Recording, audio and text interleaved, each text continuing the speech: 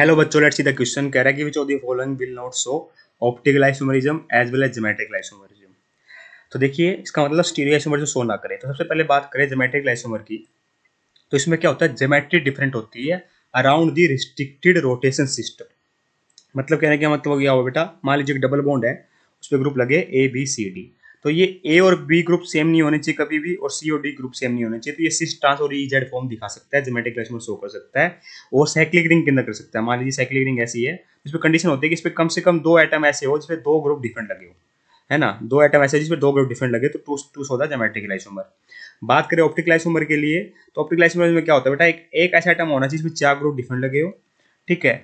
उसको बोलते हैं काइल सेंटर। उसके साथ साथ ना कोई प्लेनोसिमेट्री होनी चाहिए, ना कोई सेंट्रोसिमेट्री होनी चाहिए। प्लेनोसिमेट्री का मतलब हो गया बेटा, मान लीजिए मॉलिक्यूल है मेरा, इसके बीच में से मैं प्लेन डालूं तो लेफ्ट हैंड साइड और राइट हैंड साइड एक दूसरे की मिरर इमेज नहीं बननी चाहिए। अगर बनते हैं तो प्लेनोसिमेट्री प्रेजेंट है, तो कंपाउंड ऑप्टिकली इनएक्टिव है।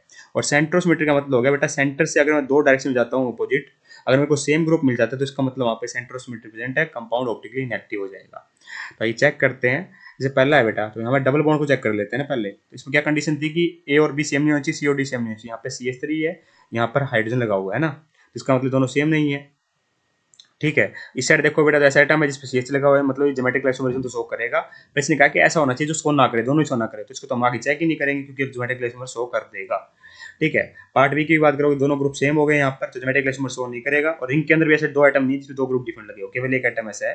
पर क्या ये ऑप्टिकल आइसोमर शो करेगा? देखिए यहाँ कोई प्लेनोसिमेट्री है, प्लेनोसिमेट्री तो नहीं है बेटा, ठीक है। और ये काइल सेंटर दिख गया, ना कोई सेंट्रोसिमेट्री है ना कोई प्लेनोसिमेट्री। अगर आप ऐसे प्लेन में डाल दो तो ये दोनों एक दूसरे रिफ्लेक्ट नहीं करेंगे ना, ये तो भले ही कर दे। तो इसका मतलब ये ऑप्टिकली एक्टिव है, भले ज्योमेट्रिक आइसोमर शो नहीं कर रहा, पर हमेशा ढूंढना है जो दोनों ही शो ना करे, तो इसको भी ठीक नहीं करेंगे।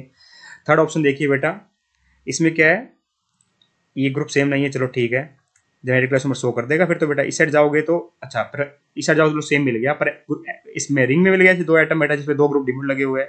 अगर रिंग में ऐसे दो आइटम मिल जाते हैं जिसपे दो ग्रुप डिफरेंट लगे हुए हैं, ठीक है, क्योंकि इस पे CH3 और हाइड्रोजन, CH3 हाइड्रोजन, इसका मतलब रिंग की तरफ से ज्योमेट्रिक आइसोमरिज्म शो कर देगा। अगर रिंग की तरफ से ज्योमेट्रिक आइसोमरिज्म शो कर देगा तो ये मेरा आंसर नहीं हो सकता। और पहली बात बेटा, ये ऑप्टिकल आइसोमरिज्म शो कर सकता है क्योंकि दो काइरल सेंटर मिल गए ना यहाँ पर, और कोई प्लेनोसिमेट्री नहीं, क्योंकि ऐसे प्लेन भी डाल दोगे ना तो ये दोनों एक दूसरे को रिफ्लेक्ट नहीं करेंगे। इसका मतलब क्या हुआ, ये तो ऑप्टिकली भी शो कर रहा है और ज्योमेट्रिकली भी शो कर रहा है, ठीक है। लास्ट ऑप्शन देखिए बेटा, यहाँ अगर प्लेन डाल दोगे ऐसे तो बेटा यहाँ प्लेनोसिमेट्री प्रेजेंट है, कंपाउंड ऑप्टिकली इनएक्टिव हो गया, और ये दोनों ग्रुप भी सेम है। इसका मतलब ज्योमेट्रिक आइसोमरिज्म भी शो नहीं करेगा। इसका मतलब ये हमारा आंसर हो जाएगा, ना ज्योमेट्रिक आइसोमर शो कर रहा है ना ऑप्टिकल आइसोमरिज्म शो कर रहा है। I hope you got the answer. Option number 4 is correct here. Thank you so much.